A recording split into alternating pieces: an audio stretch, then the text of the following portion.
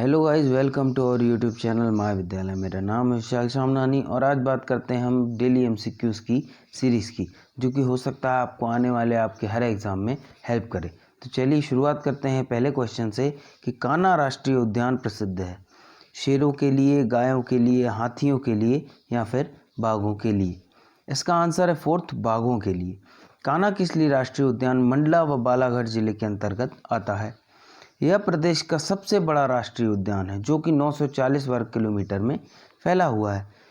इसे 1933 में अभयारण्य तथा 1955 में नेशनल पार्क, 1973-74 के लगभग बाघ परियोजना में शामिल किया गया था।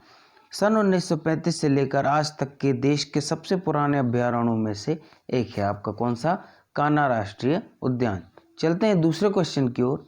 दूसरे क्वेश्चन की ओर चलने से पहले मैं आपको बात बता दूं कि आप जो भी क्वेश्चन देखें उसको पहले खुद अटेम्प्ट करने की कोशिश करें, उसके बाद मेरा आंसर देखें। चलिए चलते हैं दूसरे क्वेश्चन की ओर। नेपानगर का संबंध किस उद्योग से है। खाद से, अखबारी कागज़ से, चीनी से या ऊनी वस्त्रों से। इसका आंसर है अखबारी कागज़ से। 1947 के पश्चात केंद्रीय सरकार के नियोजन के अंतर्गत 1948-49 में national news print and paper mill कारखाने की स्थापना की गई। मध्य प्रदेश के बुरहानपुर जिले के नेपानगर में की। नेपानगर का मांदार कारखाना जो है वो अखबारी कागज़ का उत्पादन करता है। चलते हैं तीसरे क्वेश्चन की ओर। मध्य प्रदेश निम्नलिखित स्थानों में से कौन सा एक 80 डिग्री पूर्वी देशांतर पर यहाँ उसके निकटतम स्थित है। जबलपुर, रीवा, पन्ना, कटनी। इसका आंसर है फर्स्ट, मध्य प्रदेश का जो जबलपुर नगर है वो 80 डिग्री पूर्वी देशांतर के सबसे निकटतम का स्थित है। इसके बाद कटनी और पन्ना। चलते हैं चौथे क्वेश्चन की ओर।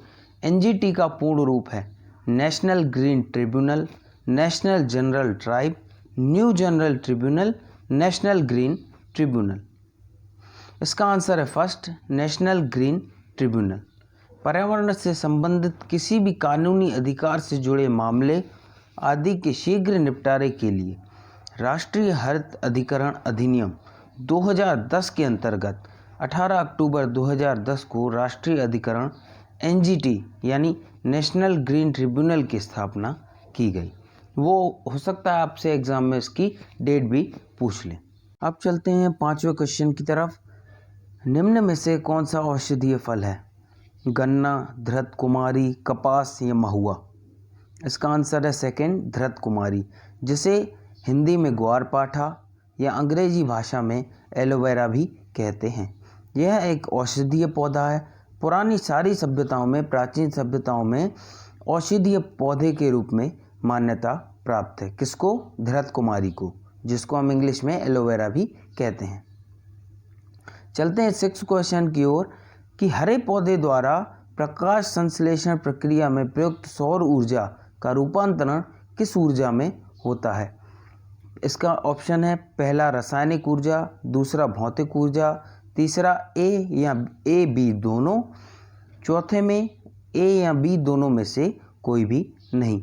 इसका आंसर है फर्स्ट, सजीव कोशिकाओं के द्वारा सौर ऊर्जा को प्रकाशीय ऊर्जा में परिवर्तित करने की क्रिया को प्रकाश संश्लेषण या इंग्लिश में जिसको फोटोसिंथेसिस बोला जाता है कहते हैं।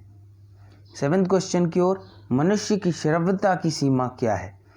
20 hertz to 20,000 hertz, 80 hertz to 100 hertz, 2 lakh hertz to 4 lakh hertz, 0 hertz to 20 hertz.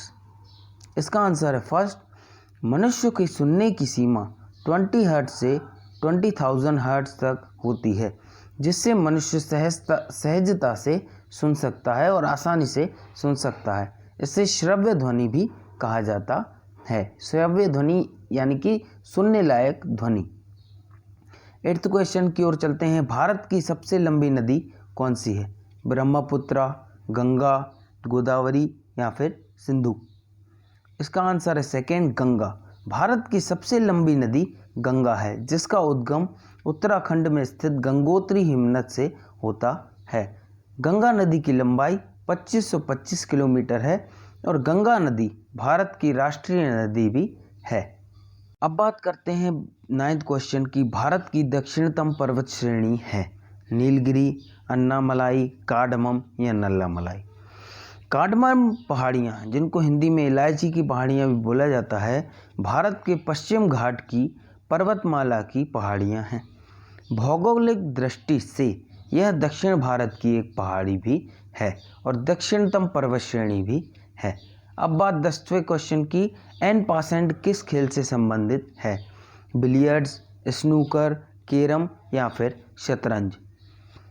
Answer है इसका 4 शतरंज। एन पासेंट शब्द शतरंज खेल से संबंधित है। इस नियम को 15वीं शताब्दी में जोड़ा गया था। तो चलिए आज का वीडियो करते हैं हम यहीं समाप्त। मैं कोशिश करूंगा कि रोज़ कम से कम आपको इसमें 10 क्वेश्चन में अच्छे क्वेश्चन दे सकूं, जिससे कि आपके आने वाले एग्ज़ाम में आपको हेल्प मिले। Thank you.